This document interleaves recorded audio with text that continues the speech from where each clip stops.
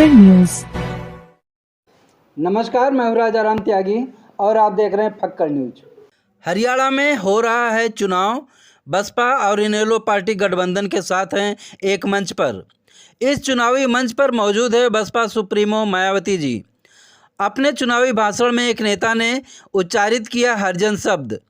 बस फिर क्या था, जब बसपा मुखिया बहन सुश्री मायावती को भाषण देने का अवसर मिला तो मायावती जी ने उस हरिजन बोलने वाले नेता को जमकर धोया। तालियों के गड़गड़ाहट के बीच हरियाणा की जनता ने मायावती के इस रौद्र रूप का चिल्लाकर स्वागत किया।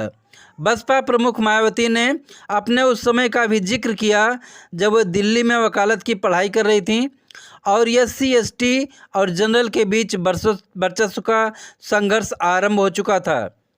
जनता पार्टी के द्वारा आयोजित जाति तोड़ो सम्मेलन में बार बार हरिजन शब्द का उच्चारण हो रहा था और जब वकालत की पढ़ाई कर रही मायावती को बोलने का मौका मिला तो पहली बार जिसने मनुवाद की खुले मंच से धज्जियां उड़ाई वो थी मायावती।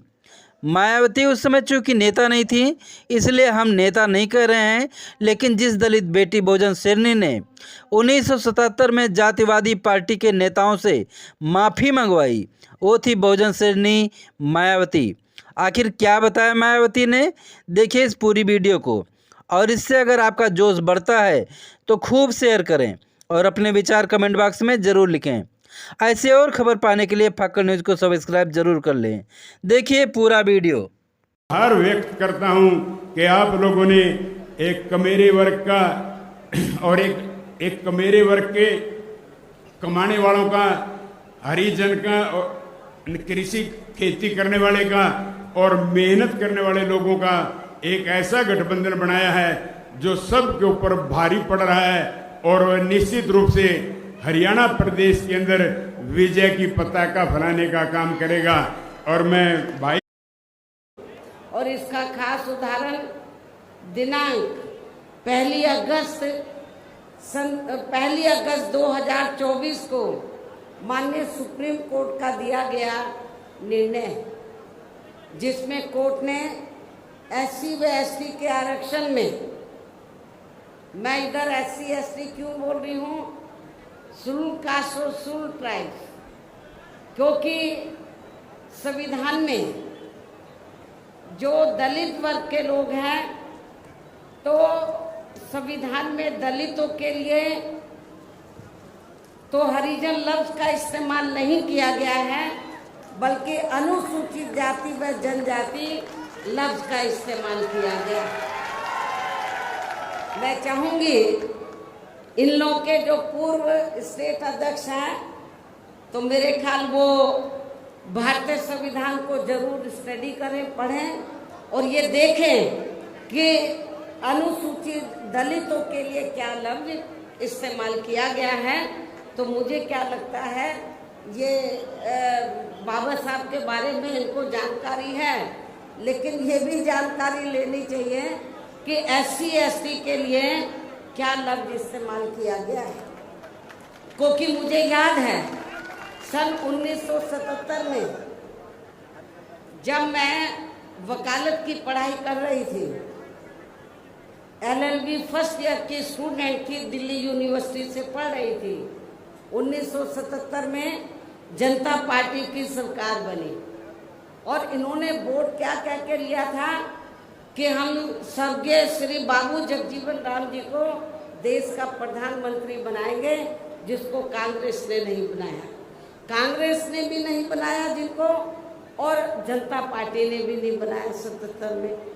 तो दलित वर्ग के लोग, अनुसूचित जाति जनजाति वर्ग के लोग पूरे देश में बहुत नाराज थे, खफा थे।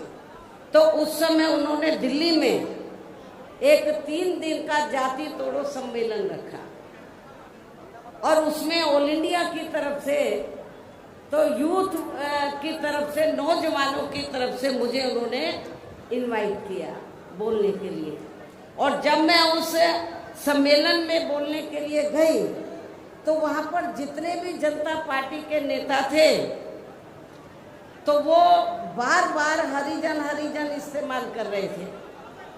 तो मैंने उनको कहा कि एक तरफ तो आप जाति तोड़ने की बात कर रहे हैं और दूसरी तरफ आप हरिजन कह रहे हैं। यदि हम इसको पॉजिटिव सेंस में ले तो हम तो हरि का मतलब ईश्वर, हम तो ईश्वर की औलाद होगी, तो बाकी लोग क्या शैतान की औलाद है?